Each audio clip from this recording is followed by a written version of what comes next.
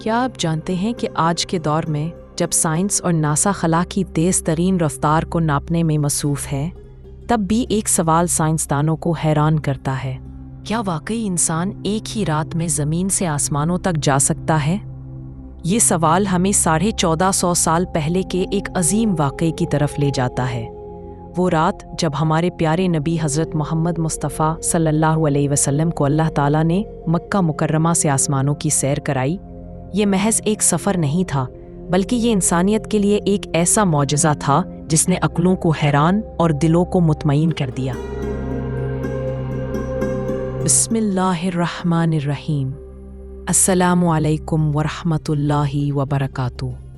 آئیے ہم مل کر اس بابرکت سفر کی ابتدا دیکھتے ہیں جسے دنیا آج بھی معراج کے نام سے یاد کرتی ہے۔ معراج کا یہ عظیم سفر ایسے وقت میں عطا کیا گیا جب ہمارے پیارے نبی حضرت محمد مصطفیٰ صلی اللہ علیہ وسلم شدید غم کے دور سے گزر رہے تھے۔ یہ سال تاریخ میں عام الحزن یعنی غم کا سال کہلاتا ہے۔ اسی سال آپ صلی اللہ علیہ وسلم کی پیاری زوجہ حضرت خدیجہ رضی اللہ عنہا کا انتقال ہوا۔ حضرت خدیجہ رضی اللہ عنہا وہ ہستی تھی جنہوں نے سب سے پہلے اسلام قبول کیا اور ہر مشکل میں رسول اللہ صلی اللہ علیہ وسلم کا ساتھ دیا۔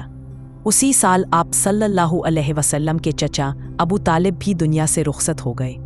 ابو طالب وہ سہارا تھے جنہوں نے رسول اللہ صلی اللہ علیہ وسلم کو مکہ کے ظلموں ستم سے ہمیشہ بچایا۔ ایک ہی سال میں ان دو عظیم سہاروں کے بچھڑ جانے نے رسول اللہ صلی اللہ علیہ وسلم کے دل کو گہرے غم میں ڈال دیا۔ یہی وہ وقت تھا جب اللہ تعالیٰ نے اپنے محبوب کو تسلی دینے کے لیے معراج کا معجزہ عطا فرمایا۔ معراج کا ذکر سب سے پہلے قرآن مجید میں آیا ہے، جو اس عظیم سفر کی صداقت کو بیان کرتا ہے۔ سورہ بنی اسرائیل کی پہلی آیت میں ارشاد ہوتا ہے، پاک ہے وہ جو ایک رات اپنے بندے کو لے گیا۔ اس آیت میں اللہ تعالیٰ نے اپنے محبوب حضرت محمد مصطفیٰ صلی اللہ علیہ وسلم کو مسجد الحرام سے مسجد اقصیٰ تک کے سفر کا ذکر فرمایا۔ یہ وہ سفر ہے جسے اسراء کہا جاتا ہے۔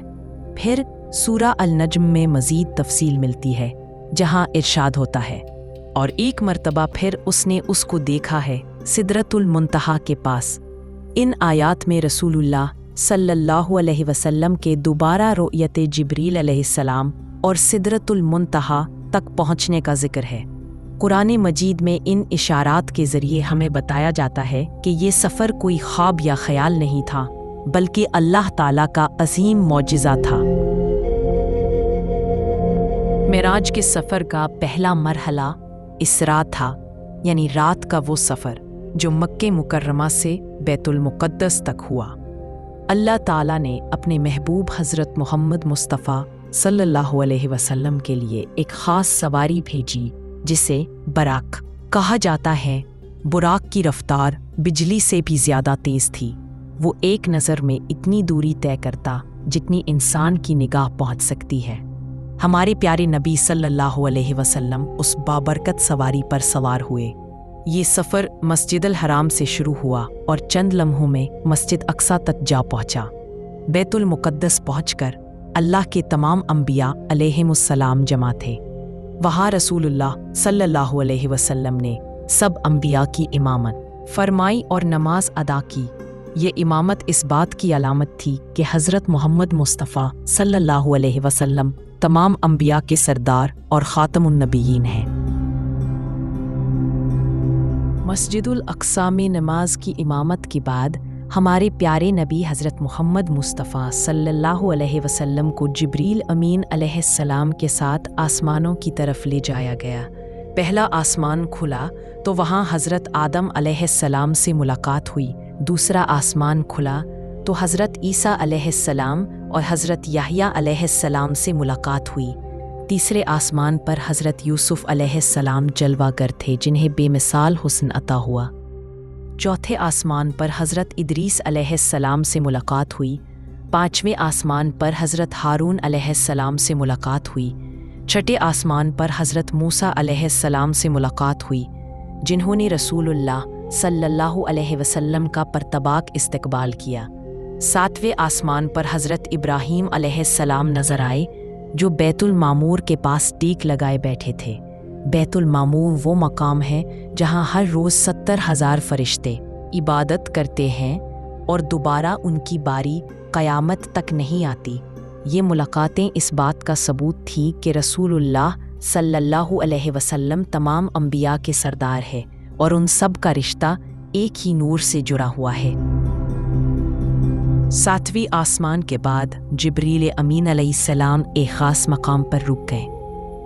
जिब्रील अमीन अलैहिस्सलाम ने अर्ज़ किया, या रसूल अल्लाह सल्लल्लाहु अलैहि वसल्लम, ये वो हद है जहाँ से आगे मेरा गुज़र मुमकिन नहीं। इसके बाद रसूलुल्लाह सल्लल्लाहु अलैहि वसल्लम अकेले सफ़र तय करते हुए सिदरतुल मुंतहा तक पहुँचे। सिदरतुल मुंतहा एक अज़ीमुश्शान दरख्त है जिसकी जड़ें आसमानों में हैं और शाखें लामहदूद कायनात में फैली हुई हैं। इस दरख्त के पत्ते इतने बड़े थे कि एक पूरा इंसान इसमें छुप सकता था। इसके रंग इतने दिलकश थे कि इन्हें बयान करना मुमकिन न था। फरिश्तों के काफ़िले सिदरते अल मुंतहा के गिर्द अल्लाह की तस्बीह में मशगूल थे। यही वो मकान है जहाँ दुनिया और आखिरत के सब राज आकर ठहर जाते हैं। रसूलुल्लाह सल्लल्लाहु अलैहि वसल्लम ने इस मकाम पर रब कायनात की अजीम निशानियाँ देखी। सिदरतुल मुंतहा के बाद रसूल अल्लाह सल्लल्लाहु अलैहि वसल्लम एक ऐसे मकाम पर पहुँचे जहाँ अल्फाज ख़त्म हो जाते हैं। ये क़ुर्ब इलाही का वो लम्हा था जो किसी मखलूक को पहले कभी नसीब न हुआ। वहाँ रसूल अल्लाह सल्लल्लाहु अलैहि वसल्लम ने अपने रब से हमकलामी की। इसी मकाम पर अल्लाह ताला ने उम्मत मुस्लिमा के लिए नमाज का तोहफ़ा अता फरमाया। इब्तदा में 50 नमाज़ें फ़र्ज़ की गईं। वापसी पर हज़रत मूसा अलैहिस्सलाम से मुलाकात हुई, जिन्होंने मशवरा दिया कि उम्मत पर यह बोझ ज़्यादा है। बार बार रजू के बाद ये तादाद 5 नमाज़ों तक मुकर्रर हुई, मगर इन 5 नमाज़ों का अज्र 50 के बराबर रखा गया। ये वो अजीम तोहफ़ा है जो मेराज की रात उम्मत को अता हुआ। मेराज की रात रसूलुल्लाह सल्लल्लाहु अलैहि वसल्लम को जन्नत के मनाजिर भी दिखाए गए। जन्नत में ऐसे बागात थे जिनके दरख्त सोने और चांदी के तने रखते थे। वहाँ नहरें दूध, शहद और शराबे तहूर की जारी थीं। महल्लात मोतियों और याकूत से बने थे, जिनकी चमक आँखों को खीरा कर रही थी। जन्नत के मकीन खुशो-खुर्म थे और अल्लाह की हम्दो सना में मशगूल थे।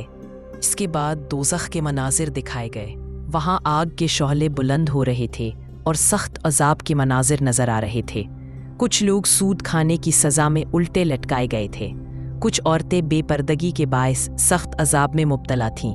कुछ लोग ग़ीबत और झूठ की सज़ा में अपने चेहरों को नोच रहे थे। ये सब मनाजिर उम्मत को तंबीह और इबरत देने के लिए दिखाए गए। मेराज की तमाम मनाजिल तय करने के बाद रसूलुल्लाह सल्लल्लाहु अलैहि वसल्लम को वापस लाया गया। ये वापसी का सफ़र लम्हा ब लम्हा नूर और बरकत से भरा हुआ था। बैतुल मुक़द्दस पहुंचकर आप सल्लल्लाहु अलैहि वसल्लम ने दोबारा सवारी बुराक पर सवार होकर मक्के की तरफ रवानगी की। सफ़र के दौरान कई निशानियों को दिखाया गया ताकि उम्मत के लिए गवाही क़ायम हो। जब आप सल्लल्लाहु अलैहि वसल्लम वापस मक्का मुकर्रमा तशरीफ़ लाए तो रात अभी बाकी थी। सफ़र इतना मुख्तसर वक्त में तय हुआ कि अहले मक्का को यकीन करना मुश्किल हुआ, मगर हकीकत यह है कि ये मौजज़ा सिर्फ़ अल्लाह ताला के हुक्म और कुदरत से मुमकिन हुआ।